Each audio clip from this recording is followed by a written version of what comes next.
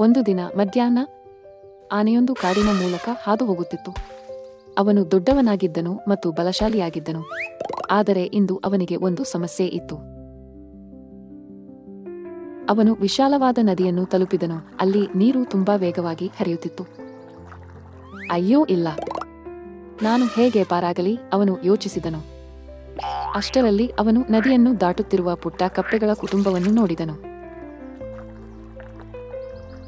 ನೀವು ನದಿಯನ್ನು ಹೇಗೆ ದಾಟುತ್ತಾರೆ ಎಂದು ಆನೆ ಕೇಳಿತು. ಕಪ್ಪೆಗಳು ಬೆರಳು ತೋರಿಸಿ, ನಾವು ಒಂದು ಬಂಡೆಯಿಂದ ಇನ್ನೊಂದು ಬಂಡೆಗೆ ಹಾರುತ್ತೇವೆ. ಆನೆ ಸಣ್ಣ ಬಂಡೆಗಳತ್ತ ನೋಡಿತು ಮತ್ತು ಅವನು ನಿಟ್ಟುಸಿರು ಬಿಡುತ್ತಾ ಹೇಳಿದನು, ಆದರೆ ನಾನು ತುಂಬಾ ದೊಡ್ಡವನು. ನಿನ್ನಂತೆ ಸಣ್ಣ ಕಲ್ಲುಗಳ ಮೇಲೆ ಹಾರಲು ನನಗೆ ಸಾಧ್ಯವಿಲ್ಲ. ಅವನು ಸ್ವಲ್ಪ ಹೊತ್ತು ಯೋಚಿಸಿದನು ಮತ್ತು ಒಂದು ಉಪಾಯ ಹೊಳೆಯಿತು. ಅವನು ತನ್ನ ಬಲಿಷ್ಠವಾದ ಸೊಂಡಿಲನ್ನು ಬಳಸಿ ದೊಡ್ಡ ಕಲ್ಲುಗಳನ್ನು ಎತ್ತಿಕೊಂಡು ನೀರಿಗೆ ಬೀಳಿಸಿದನು. ಒಂದೊಂದಾಗಿ ಕಲ್ಲುಗಳು ನದಿಯನ್ನು ದಾಟಲು ಗಟ್ಟಿಮುಟ್ಟಾದ ಮಾರ್ಗವನ್ನು ರೂಪಿಸಿದರು. ಈಗ ನಾನು ಸುರಕ್ಷಿತವಾಗಿ ದಾಟಬಲ್ಲೆ. ಅವನು ಮುಗುಳ್ನಗುತ್ತಾ ಪ್ರತಿ ಕಲ್ಲಿನ ಮೇಲೆ ಎಚ್ಚರಿಕೆಯಿಂದ ಹೆಜ್ಜೆ ಹಾಕಿ ಇನ್ನೊಂದು ಬದಿಯನ್ನು ತಲುಪಿದನು. ಕಪ್ಪೆಗಳು ಕೈ ಚಪ್ಪಾಳೆ ತಟ್ಟಿ, ನೀವು ತುಂಬಾ ಬುದ್ಧಿವಂತರು.